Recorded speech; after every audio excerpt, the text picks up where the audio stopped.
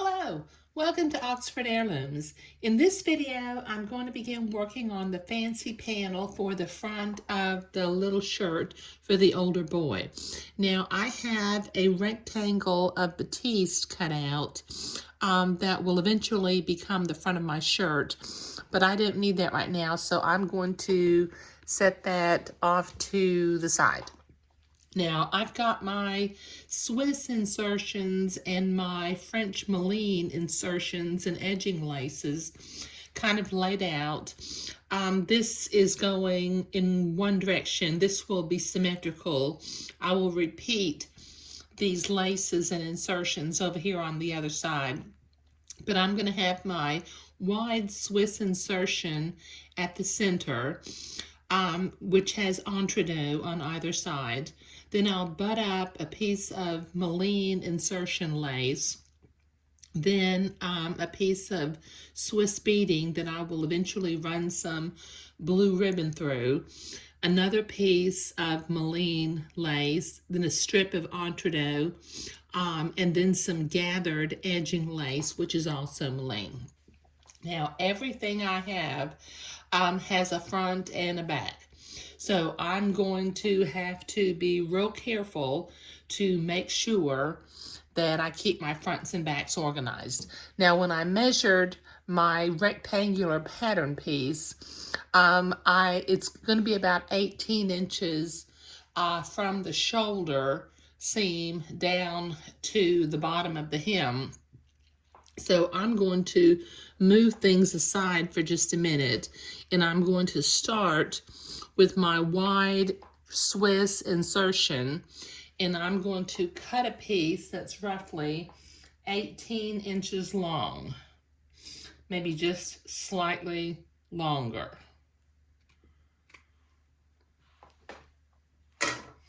Okay, so I've got a piece. Now I'm going to look at this real quickly. What happens on these Swiss insertions, on the back side, you can see the bobbin thread. So as I'm looking at this, this is the front, and this is the back. So on this piece with my blue fabric marking pen, I'm simply going to write the word top on one of them. I spell out the words because the letters are not symmetrical. So if I have it turned over, it's backward. So I've got my top of my center insertion mark. Now I need to begin, I'll zigzag a piece of Malines lace to either side. Now what I'm going to try to do is I'm going to line up the motif of my insertion lace from side to side. But I'll get one piece on first before I decide how best to line that up. Now I've got a little bit of prep work I need to do on my wide Swiss insertion. I need to trim the batiste from one side so that I can zigzag my insertion lace to it. So this will take me a minute to get this trimmed, and then I'll begin zigzagging. Okay, I've got my Swiss insertion trimmed on one side, and I have checked my Malines lace. Malines lace has a front side and then a back side. If you can see this, it's a little fuzzy on the back side. So since I have the word top printed on my piece of insertion, I'm going to make sure that I align my Malines laces so that the front side is in the front. Okay, now I'm going to go in an entredeaux hole to make sure that I'm not piercing the entredeaux ladders. And then I'm going to very slowly zigzag this Malines lace to the entredeaux of the Swiss insertion.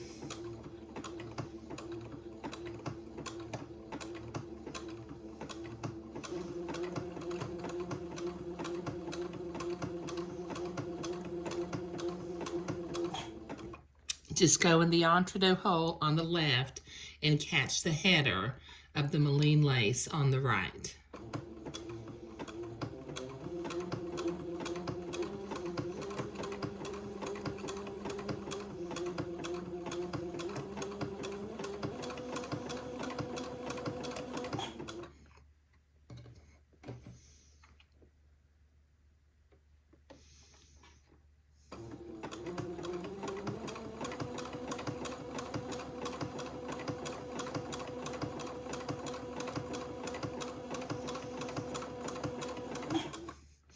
Okay, this will take me a minute to get all the way to the end of my Swiss insertion, so I'll be right back. Okay, I've got one piece of Moline lace stitched onto the side of my insertion. Now, I'm going to start from the bottom since I like my entredeux to be on the left-hand side. Now, what I want to do, this Moline lace, I want to attach my lace to where the motifs open up like a book or butterfly wings on either side. So I'm going to trim my Moline lace where it matches up the trim on the other piece. Throw that away. Okay, and then I will begin to zigzag this on. I've already checked to make sure I've got the fuzzy side down, and we will attach the second piece of Moline lace, lining up our motifs from side to side so the pattern opens up like a book. Let me get in that entredeux hole. Okay, there we go.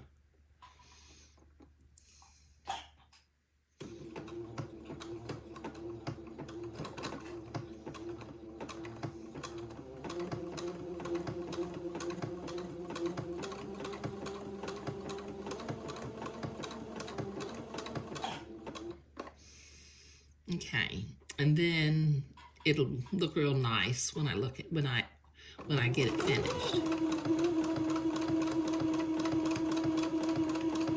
And once again, catch the entredeux hole on the left and just the header of the lace on the right.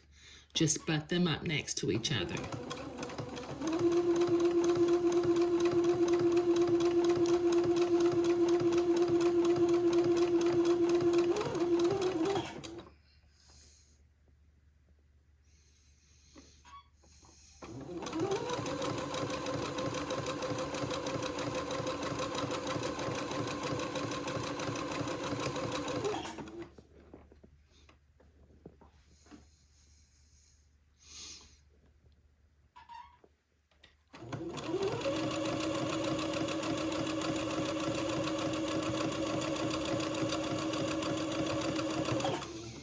Okay, so this will take me a minute to get to the end of my Swiss insertion, so I'll be right back. Okay, now I have two pieces of lace on either side of my insertion, and the motifs are, well, they're not perfectly lined up, but they're lined up pretty well. Okay, now I've got my next piece of insertion that's going to have the silk ribbon going through it, and it's going to go along this side. Now you see, I've already trimmed one side of my batiste away from my entredeux because I have to be careful. Not only does this insertion have a bobbin side and a front side, as you can see, these little floral bouquets, they have a top and a bottom. So I'm going to start from the top and zigzag my insertion to the Moline lace. Once again, going in the entredeux hole to make sure I'm not stabbing the ladder, and beginning to zigzag the entredeux to the Moline lace.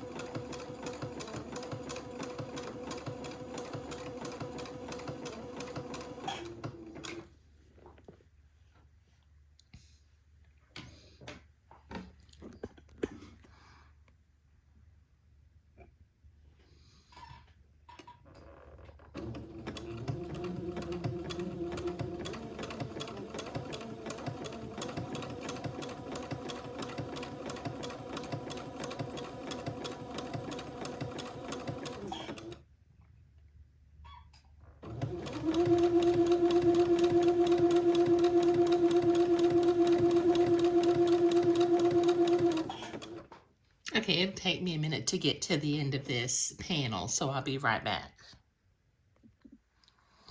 Okay, I've got my first piece of Swiss beading sewed on to one side of my fancy panel, and it's time for me to attach the second side. Now what I want to do is I'm going to use my drafting triangle, and I'm going to line up along the entre-deux line and the center of that ribbon beading, and I'm going to draw a blue line across my panel where it matches up with the beading.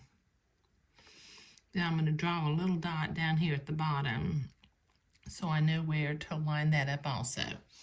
Okay, so I'm going to start, since I like my entre-deux to be on the left, I'm going to start from the bottom of the fancy panel.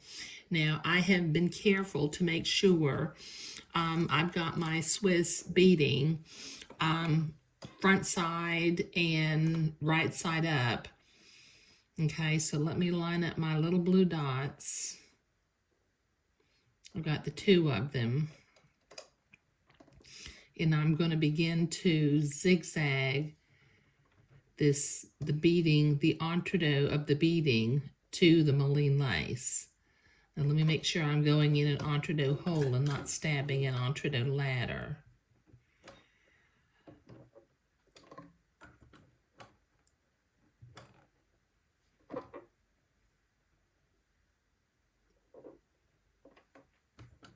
There we go. Okay. Okay, now I will slowly proceed to zigzag this piece of Swiss beading to the Moline lace.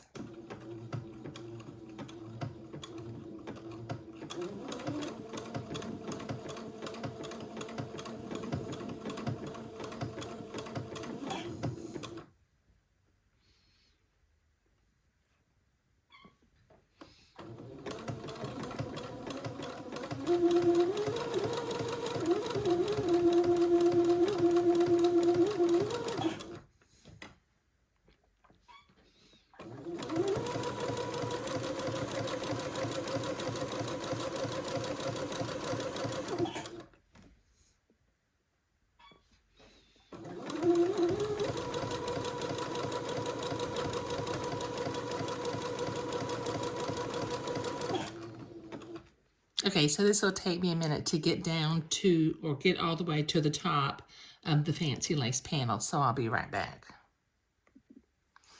All right, I've got my two pieces of Swiss beading sewed on to the fancy lace panel. Now I need to put another width of French Moline lace over here on the side. So let me trim my Swiss batiste from one side. And then once again, I'm going to mirror image the Moline lace so that the motifs are still opening up like the pages of a book. So this will take me a minute to get this trimmed. Okay, so I have lined up the motifs where they are mirror image of each other. So I'm going to come over here to the sewing machine, keep those pieces together, and begin to zigzag the beading to the Swiss insertion. Let me make sure I'm catching the header in an entre-deux hole. There we go.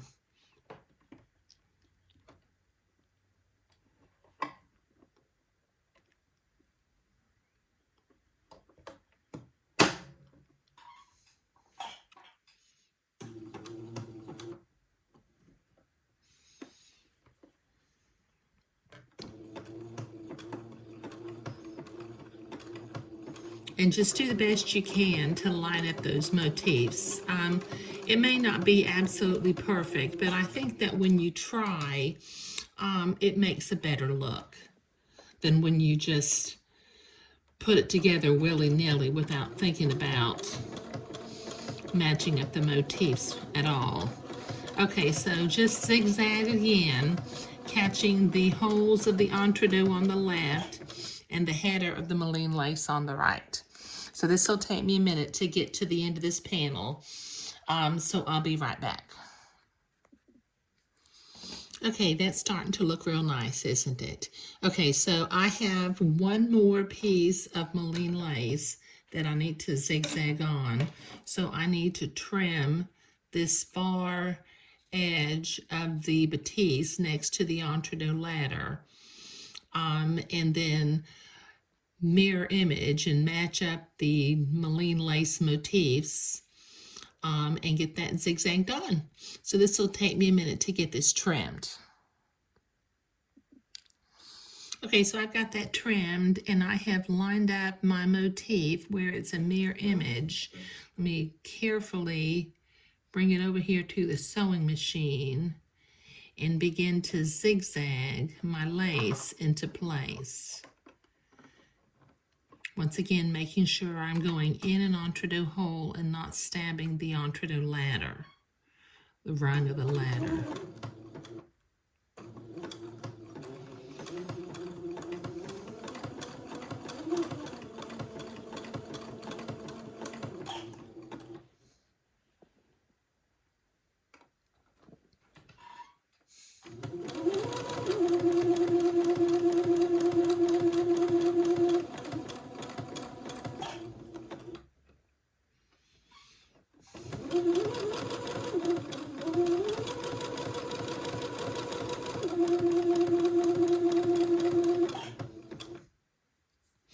Okay, this will take me a minute to get down to the end of this panel, so I'll be right back.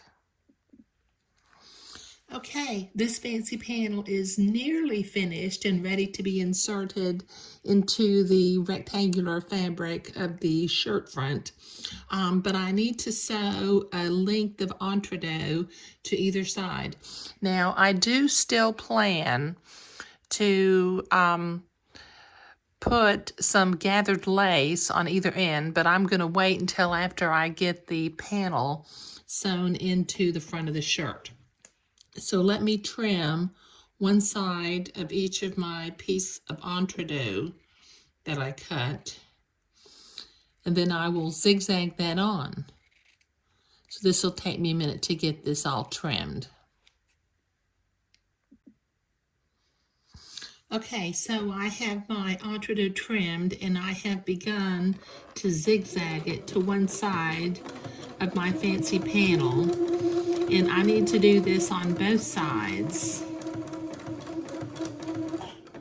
And then we will be completed, we will have completed creating the fancy panel for the front of the shirt. Once I insert it, I will gather the edging lace for either end, and attach that once it is in the rectangular piece of fabric. Okay, so I need to finish this side and sew my entre-deux to the other side. So I'll be back in a minute.